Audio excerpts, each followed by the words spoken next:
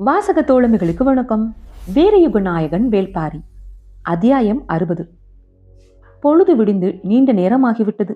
நண்பகல் கடந்த சிறிது நேரத்திலேயே ஒளி அகன்றுவிடும். எனவே வேகமாக நடக்க வேண்டும் என முடிவு செய்து குகையை விட்டு வெளியேறினர்.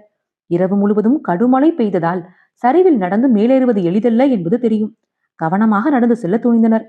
மலையெங்கும் இருந்து நீரூற்று கசிந்து கொண்டே இருந்தது. நீரோடும் பாறையை அழுத்தி மிதித்தாலும் வழுக்கும், அழுத்தாமல் மிதித்தாலும் வழுக்கும். பாறையின் செதில்கள் எப்படி இருக்கின்றன என்பதை பொருத்தி காலடியை முன்னெடுக்க வேண்டும். பாறைகளை கடக்கும் பொழுது பாரி முன்னால் நடந்தான். பாறையின் தன்மை அறிந்து ஆதினிக்கு வழிகாட்டி சென்றான். மண்ணை மிதித்து நடக்கும் பொழுது அதே அளவு கவனம் தேவை. பல நேரம் ஆதினியை முன்னால் நடக்க வைத்து பின்னால் வந்து கொண்டிருந்தான். இறங்கும் நீரையும் பாறையையும் மண்ணையும் வேர்களையும் குனிந்து பார்த்தபடியே நீண்ட நேரம் நடந்து கொண்டிருந்தாள் ஆதினி.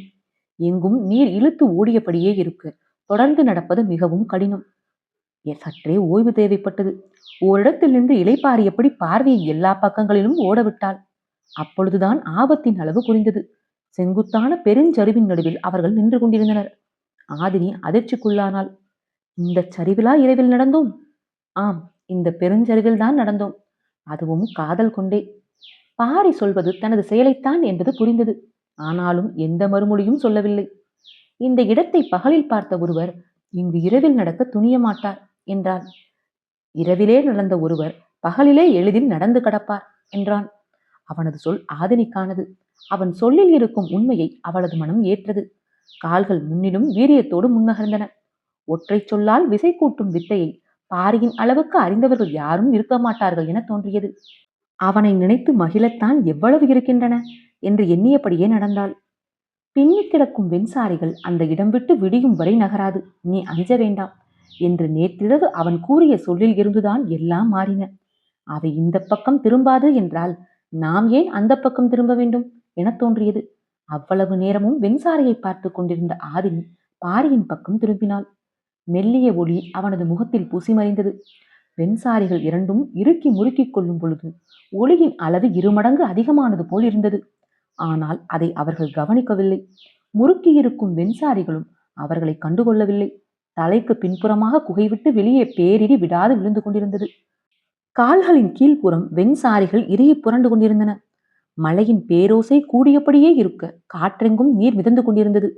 இவற்றில் எதையும் காதல் பொருட்படுத்தவில்லை. இப்போதுதான் அவற்றை ஒவ்வொன்றாக நினைவு கூர்ந்து கொண்டே நடந்தாள். தங்களை சுற்றி எவையெல்லாம் இயங்கின என எண்ணி பார்த்தாள். எதை நினைத்தாலும் தாங்கள் இயங்கியதில்தான் எண்ணங்கள் முடிவடைகின்றன. பாரிக்கும் இப்படித்தான் எண்ணங்கள் ஓடுமா? அவனது உள்மனம் இப்போது எதை நினைத்துக் கொண்டிருக்கும்? ஆதினியின் சிந்தனை பாரியை நோக்கி ஓடியது. அவன் கவனமாக செடி கொடிகளை விலக்கி முன்னடந்து கொண்டிருந்தான். அவனுடைய சொற்களின் வழியே செயல்களின் வழியே அவனது எண்ண ஓட்டத்தை கண்டறிய முயன்றபடியே வந்தாள். அது அவ்வளவு எளிதானதாக இல்லை. ஆனாலும் ஆதினி தொடர்ந்து முயன்றாள். பெரும் பள்ளம் ஒன்றின் மேலேற வசதியாக அவளை கைப்பிடித்து தூக்கினான். அவள் பாரியின் கண்களை பார்த்தபடியே முன்காலை தூக்கி வைத்து மேலேறினாள். அந்த கண்களில் எதையும் கண்டறிய முடியவில்லை. ஆண்களின் கண்கள் மொழியற்றவையோ என தோன்றியது. இல்லையே, நேற்றிரவு என்ன செய்வது என அறியாத கணத்தில் அவன் பார்த்த பார்வைதானே காமத்துக்குள் கட்டற்ற வேகத்தில் நம்மை இழுத்துச் சென்றது. பெண் கண் செருகும் பொழுது தொடங்கும் ஆட்டம் ஆண் கண் செருகி இருக்கும் பொழுது முடிவுறுகிறது என சொல்ல கேட்டுள்ளேன். ஆனால் இவையெல்லாம் யாரால் பார்த்தறிய முடியும்? மற்றவர்கள் பார்க்க முடியாது. சம்பந்தப்பட்டவர்களால் பார்க்கவே முடியாது. அப்புறம் எப்படி இவையெல்லாம் கதைகளால் சொல்லப்படுகின்றன? மனதுக்குள் எண்ணியபடியே நடந்தாள். குறுகிய பள்ளத்தில் நீரின் வேகம் சற்றே கூடுதலாக இருந்தது. முதலில் அதை கடந்த பாரி அவளை கடப்பதற்கு கை கொடுத்து இழுத்தான். அவள் கடந்து வந்ததும் முன்னே நடக்க விட்டு பின்தொடர்ந்தான். அப்போதுதான் கவனித்தான். ஆதினியின் முதுகில் சிறிய சிறிய கீறல்கள் கோடுகளாய் அங்கும் இங்குமாக இருந்தன. கற்படுக்கையால் இப்படி நேர்ந்து விட்டதே என கவலை கொண்டான். மழை பெய்து குளிர் நீங்காமல் இருப்பதால் எரிச்சல் தெரியாமல் இருக்கிறது. கோடை காலமாக இருந்தால் கடும் எரிச்சல் இருந்திருக்கும் என எண்ணியவனுக்கு அதன் ஆபத்து அப்போதுதான் புரிய வந்தது. இப்படியே போனால் இவள் தோழிகள் கேள்விகள் கேட்டே இவளை திணறடித்து விடுவார்களே. என்ன நடந்திருக்கும் என்பது எல்லோருக்கும் தெரியும். எப்படி நடந்திருக்கும் என்பதை தெரிந்து கொள்வதுதான் எல்லோரின் விருப்பமும் இருக்கும். இது போன்ற தடயங்கள் தான் அவர்கள் பயன்படுத்த போகும் ஆயுதங்கள். நிலைமை ஆதினியால் சமாளிக்க முடியாத அளவுக்கு இருக்கும். ஏனென்றால் அவளது முதுகில் இருக்கும் தடயங்கள் அவ்வளவு. இதை பற்றி தெரியாமல் ஆதினி ஏதோ சிந்தனையில் நடந்து போய்க் கொண்டிருக்கிறாள் என்று நினைத்த பாரி, நீ சிறிது நேரம் இங்கேயே இரு, நான் அருகில் உள்ள செம்பாறை வரை போய் வருகிறேன் என்றான். ஏன் எனக் கேட்டாள் ஆதினி. உனது முதுகு முழுவதும் பாறையின் செதிர்களால் கீறப்பட்டு கோடுகளும் தடயங்களும் நிறைய இருக்கின்றன. தோழிகள் பார்த்தால் கேலி செய்வார்கள் என்றான். அவள் முற்றிலும் எதிர்பாராத ஒன்றை பற்றி பாரி பேசினான். அவனது சொல்லில் இருப்பது அளவிட முடியாத காதல். அதனால்தான் அடுத்த கணமே அது உள்ளுக்குள் இன்பத்தை சுரக்கிறது. அவன் காமத்தின் தடயங்களை மறைக்க பார்க்கிறான். அந்த கணத்தை கற்பனையில் கூட அடுத்தவர் நெருங்கக்கூடாது என தவிக்கும் ஆணின் தவிப்புதான் காதலின் ஆகச் சிறந்த பரிசு என அவளுக்கு தோன்றியது.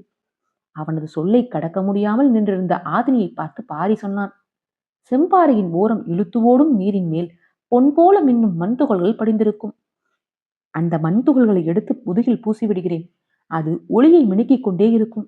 பார்ப்பவர்களுக்கு மினுக்கும் ஒளிதான் தெரியுமே தவிர முதுகில் உள்ள கீறல்கள் எளிதில் தெரியாது என்றான். நுனிநாக்கால் மேலுதொடை தொட்டு நனைத்துக் கொண்டாள். சிரிப்பை மறக்க அவளுக்கு வேறு வழி தெரியவில்லை. ஆனால் பாரி கண்டறிந்தான். ஏன் சிரிக்கிறாய்? முதுகெல்லாம் ஏன் பொன்மணல் படிந்திருக்கிறது என கேட்டாள். படுத்திருக்கும் பொழுது ஒட்டியிருக்கும் என சொல். அதனால்தான் பாரியின் முதுகில் பொன்மணல் ஒட்டவில்லையோ என கேட்பார்கள். ஒரு கணம் திகைத்து போனான். அவன் முகத்தில் ஏற்பட்ட அதிர்ச்சியைக் கண்டு மகிழ்ந்து சிரித்தாள். அடுத்தடுத்து எழும் வினாக்களை நோக்கி அவள் உள்ளே போய் கொண்டிருந்தாள். திகைத்த இடத்திலேயே பாரி நின்று விட்டான்.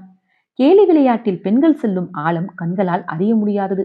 இது பெண்கள் தங்களுக்கு தாங்களே உருவாக்கி கொண்ட கலை இன்பம். அதனால்தான் எழப்போகும் வினா பாரிக்கு திகைப்பை உருவாக்கிய கணமே ஆதினிக்கு சிரிப்பை உருவாக்கியது. தோழிகள் கேட்கப் போகும் வினாக்களுக்குள் நுழைந்த பொழுது அவளது சிந்தனை திக்குமுக்காடியது. வெண்சாரைகளின் நிழலில் எங்களில் காமம் நிகழ்ந்தது எனச் சொன்னால் நிலைமை என்னவாகும்? வேளிர் குலம் முழுக்க தலைமுறை தலைமுறையாக இந்த கதை நிலைத்துவிடும் என அவளுக்கு தெரியும். எத்தனை தலைமுறைகள் ஆனாலும் முதுகில் கீறல் கொண்ட இளம் பெண்கள் இந்த வினாவில் இருந்து தப்பவே முடியாது. காலம் காலமாக பாரியின் குறியீடாக பதில்கள் சொல்லப்பட்டு கொண்டே இருக்கும். அவன் செய்ய போகும் செயல் எல்லா இளம்பெண்களின் முதுகலிலும் படிந்துவிடும் என நினைத்தபடி பாரியின் கையை பிடித்து பொன்மணல் துகள் வேண்டாம், தோழிகளை நான் பார்த்துக் கொள்கிறேன் என்றாள். அவள் சொல்வதை ஏற்பதை தவிர வேறு வழியில்லை. என்ன சொல்லி சமாளிப்பாள் என சிந்தித்தபடியே அவன் நடந்தான். அவனுக்குள் வினாக்கள் தொடர்ந்து எழுந்த வண்ணம் இருந்தன. ஆனால் எண்ணங்கள் கேட்க விடாமல் தடுத்து கொண்டே இருந்தன. சிறு பாறையின் மேலே ஏறி அவளை கைப்பிடித்து தூக்கிவிட்டான். மேலே ஏறியவுடன் நிமிர்ந்து பார்த்தாள் ஆதினி. எதிரில் சமவெளி விருந்து கிடந்தது. செங்குத்தான பெருஞ்சரிவை அதற்குள் ஏறி கடந்து விட்டோமா? வியப்பு குறையாமல் முன்னும் பின்னுமாக திரும்பி திரும்பி பார்த்தாள். அவளால் நம்பவே முடியவில்லை. வியப்போடு பாரியை பார்த்தாள். அவன் உள்ளும் வெளியுமாக இயங்கும் விதம் மென்மேலும் வியப்பூட்டுவதாக இருந்தது. கதிரவன் எதிர்குன்றின் பின்னால் மறையத் தொடங்கினான். இருவரும் சிறிது தொலைவில் சமவெளியில் நடந்து சென்றனர். எதிரில் சிறு மேடு ஒன்று இருந்தது. இந்த மேடேறி இறங்கினால் கீழ்த்திசையில் நாம் நிறுத்தி வந்த தேர் இருக்கும். நான் குதிரைகளை கண்டறிந்து வருகிறேன். அதுவரை நீ இங்கேயே இரு என்று சொல்லி நடந்தான். காற்று சற்றே அதிகரிக்கத் தொடங்கியது. மாலையானதும் இன்னும் கடுமழை வரப்போகிறது என சிந்தித்தபடி குதிரைகளை பிடித்து வர விரைந்தான். ஆதினி அவன் வரும் வரை மரத்தடியில் அமர்வோம் என நினைத்து அருகில் இருந்த செங்கிலுவை மரத்தின் அருகே போய் உட்கார்ந்தான். குதிரைகளை நோக்கி விரைந்த பாரி ஏதோ எண்ணம் தோன்ற திரும்பி ஆதினியை பார்த்தான். அவள் அப்போதுதான் செங்கிலுவையில் சாய்ந்தாள். மரத்தை விட்டு விலகி வந்து ஓய்விடு, நான் விரைந்து வருகிறேன் என்று சொல்லியபடி ஓடினான். அவள் மரம் விட்டு நீங்கினாள். அருகில் இருந்த சிறு பாறையின் மீது உட்கார்ந்து மரத்தை பார்த்தாள். ஏன் அதனருகே உட்கார வேண்டாம் என்று சொன்னான் என்று சிந்தித்தபடியே இருந்தாள். சற்று நேரம் கழித்து குதிரைகளோடு வந்தான் பாரி. இருவரும் பேசியபடியே குன்றில் மீன் நடந்தனர். குதிரையை தொட்டு வருடும் ஆசையை அவளால் கட்டுப்படுத்த முடியவில்லை. கை கூசியபடி அதனுடைய முதுகை வருடிக்கொண்டே கேட்டாள். ஏன் மரத்தை விட்டு அகலச் சொன்னீர்கள்? காற்று பலமாக அடிக்கத் தொடங்கியது. அந்த மரம் பெரும் காற்றை தாங்காது. அதனால்தான் தள்ளி உட்காரச் சொன்னேன். பார்த்தால் வலிமையான மரம் போல் தெரிந்தது. அதனால்தான் அருகில் போனேன். மலையுச்சி மரங்களின் தன்மையை கணிப்பது சற்றே கடினம். எளிதில் நம்மை ஏமாற்றிவிடும். நீங்கள் எப்படி கண்டறிந்தீர்கள்? உதிரும் அதன் இலையை வைத்துத்தான். இலையை வைத்தா? ஆம், இலையில்தான் மரத்தின் குறிப்பு இருக்கிறது. குதிரை மீதிருந்த கையை விலக்கி அவனை பார்த்தாள். பாரி சொன்னான். உதிரும் இலையின் நுனிப்பகுதி கீழ்நோக்கி வருகிறதா, அடிப்பகுதி கீழ்நோக்கி வருகிறதா, அல்லது சம எடையுடன் காற்றை வெட்டி வெட்டி மிதந்து வருகிறதா என்பதை இலையின் கீழ்ப்புறம் உள்ள நரம்பின் தன்மையை தீர்மானிக்கிறது. மரங்களுக்கு வயது ஆக ஆக நரம்பின் பிடிமானமும் கன அளவும் மாறும். அது மாற மாற உதிரும் இலையின் தன்மையும் மாறும். எனவே உதிரும் இலை எந்த நிலையில் உதிர்கிறது என்பதை வைத்தே மரத்தின் வயதையும் ஆற்றலையும் சொல்லிவிடலாம். வியப்பாக இருக்கிறது என்று சொன்னாள் ஆதினி. இதில் என்ன வியப்பு இருக்கிறது? ஓடும் நரியை பார்த்தவுடன் வயதைச் சொன்னார் உன் தந்தை, அதுதான் வியப்பு. சொல்லிக் கொண்டிருக்கும் பொழுதே தொலைவில் தேர் நிற்பது தெரிந்தது. பாரி கை நீட்டு அதை காண்பித்தான். அதை பார்த்தபடியே ஆதினி கேட்டாள், தேரின் நேரெதிர் திசையில்தானே கீழிறங்கினோம், இப்போது இடப்பக்கமாக ஏறி வருகிறோம்? காட்டில் எதையும் நாம் தீர்மானிக்க முடியாது, காடுதான் தீர்மானிக்கும். நாம் பார்க்க போனது ஒன்றை, பார்த்தது வேறொன்றை, அப்படித்தான் எல்லாமும். பேசியபடியே தேரை நெருங்கினர். கதிரவன் மலையில் சரிபாதி மறைந்து விட்டான். காற்றின் வேகம் கூடியபடி இருந்தது. குதிரைகளை தேரில் போட்டு முன்புறமாக போனான் பாரி. ஆதினி வலப்புறமாக தேரை நோக்கி நடந்தாள். காற்று வலுவாக வீசியதால் குதிரை காது வடைத்து கனைத்தது.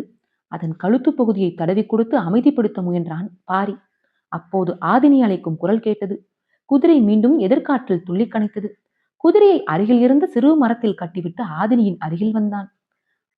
அவள் தேர் சக்கரத்தின் அருகில் உட்கார்ந்து எதையோ பார்த்து கொண்டிருந்தாள். அங்கு உட்கார்ந்து என்ன செய்கிறாள் என்று எண்ணியபடி அருகில் வந்தான் பாரி. தேர் சக்கரத்தின் ஆரக்கால்களில் முல்லைக்கொடி ஒன்று முழு சுற்று சுற்றி தலையை வெளிப்புறமாக நீட்டியபடி இருந்தது. இன்னொரு கொடி பக்கத்தில் இருந்த ஆரக்காலில் பாதி சுற்றி தலையை நீட்டியிருந்தது. அருகில் வந்த பாரி அதை பார்த்தான். கொடியின் தளிர் காற்றுக்கு அசைந்தபடி ஆரக்காலை தழுவியிருந்தது. ஆதினியின் முகத்தை பார்த்தான். சற்றே பதற்றத்தோடு இருந்தாள். தேரை எடுத்தால் இரு கொடிகளும் அருந்துவிட வாய்ப்புள்ளது.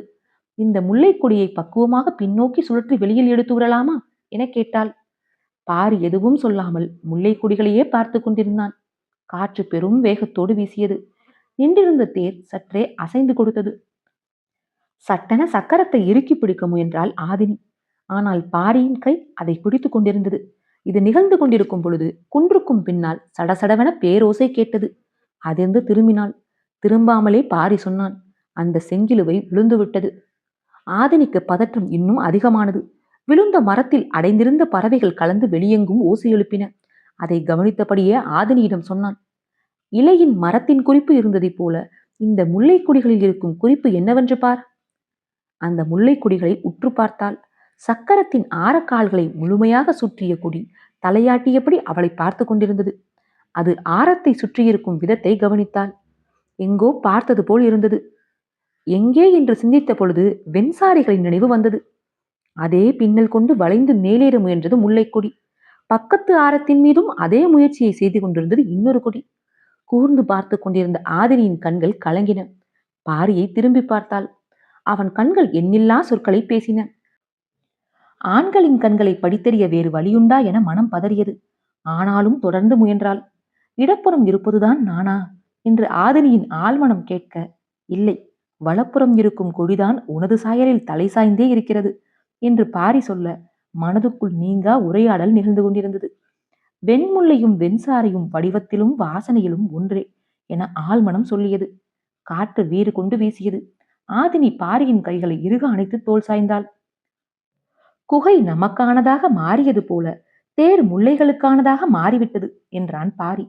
வெட்கம் களையாத சிரிப்போடு ஆதினி சொன்னாள், நேற்று நாகம் கற்றுக் கொடுத்தது இன்று முல்லை கற்றுத் தருகிறது. காடு கணம்தோறும் நமக்கு கற்றுத்தந்து கொண்டேதான் இருக்கிறது என்று சொல்லியபடி தேர் விட்டு நகர்ந்தான் பாரி. தன் விரல்களால் சக்கரங்களின் ஆரங்களை தொட்டு வருடியபடி அந்த இடம் விட்டு எழுந்தாள் ஆதினி. இருவரும் நடக்கத் தொடங்கினர். ஆதினி மெல்லிய குரலில், படர்வது குறுமுல்லை, ஒரு மலர் பூத்தால் போதும், காடே மணக்கும் என சொல்லிவிட்டு பாரியின் முகத்தை பார்த்தாள். என்ன பொருள் இதற்கு? பாரியின் கண்கள் தடுமாறின. பெண்ணின் கண்கள் சொல்வதை முழுமையாக கற்க ஆண்களால் முடியுமா என்ன? உதிரும் இலையின் குறிப்பு தெரிந்த உனக்கு வீசும் பார்வையின் பொருள் புரியாதா என்று கேட்பது போல் இருந்தது. இருவரும் காதல் மயக்கம் களையாமல் நடக்கத் தொடங்கினர். பொன்மணல் துகள் மனம் எல்லாம் மின்னிக் கொண்டிருந்தது. கீரல் தழும்புகளில் இருந்து குறுமுல்லையின் நறுமணம் கசியத் தொடங்கியது. பாரியின் வலக்கையை தனது இடக்கையால் பின்னியபடி நடந்தாள். வெண்சாரை ஒரு புறமும் குறுமுல்லை மறுபுறமுமாக படர்ந்து கொண்டிருந்தன. இருவரும் எவ்வியர் நோக்கி நடந்தனர். இன்றும் ஐவகை குறிஞ்சியில் மலர்படுக்கை அமைத்திருப்பர். ஆனால் மலராத முல்லையின் மனம் ஏந்தி சுடரின்றி பரவும் ஒளியேந்தி வந்து கொண்டிருக்கும் இந்த காதலர்களின் இரவை மற்றவர்களால் எது கொண்டு அலங்கரிக்க முடியும்? போகும்பொழுது கட்டி போட்டிருந்த குதிரைகளை கையில் பிடித்துக் கொண்டு நடந்தனர். இரு குன்றுகளை தாண்டிய பொழுது எதிரில் பாணர் கூட்டம் ஒன்று வந்து கொண்டிருந்தது. எவ்வியோர் வந்து திரும்பும் பாணர்களை வீரர்கள் அழைத்துக் கொண்டு போயினர். பாரி தேரில் தானே வந்ததாக சொன்னார்கள், இப்போது குதிரைகளை கையில் பிடித்துக் கொண்டு நடந்து போவானேன் என்று ஒரு பாணன் கேட்க, அதோ தேர் அங்கே நிற்கிறது, அருகில் போய் பார்த்தால் காரணம் தெரிய போகிறது என்று இன்னொரு பாணன் சொன்னான். முல்லைக்கு தேரை கொடுத்ததாக பாணர்கள் பாடுகிறார்களே, அது உண்மையா என்று கபிலர் கேட்டதுக்குத்தான் இந்த முழு கதையையும் பாரி சொல்லி முடித்தான். கேள்வி என்னமோ முல்லைக்கொடியை பற்றித்தான். ஆனால் பாரி தனது திருமண காலத்தில் இருந்து நடந்ததை விளக்கியதற்கு காரணம் காலம்பன் அனைத்தையும் அறிந்து கொள்ள வேண்டும் என்பதுதான்.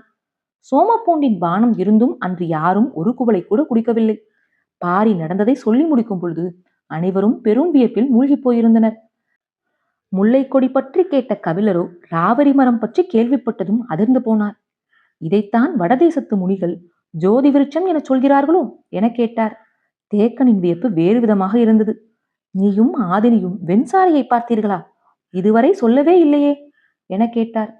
பாரியை பற்றிய தேக்கனின் வியப்பு காலகாலத்துக்கும் நீங்காதது என்பது அவரின் பார்வையிலேயே புலப்பட்டது.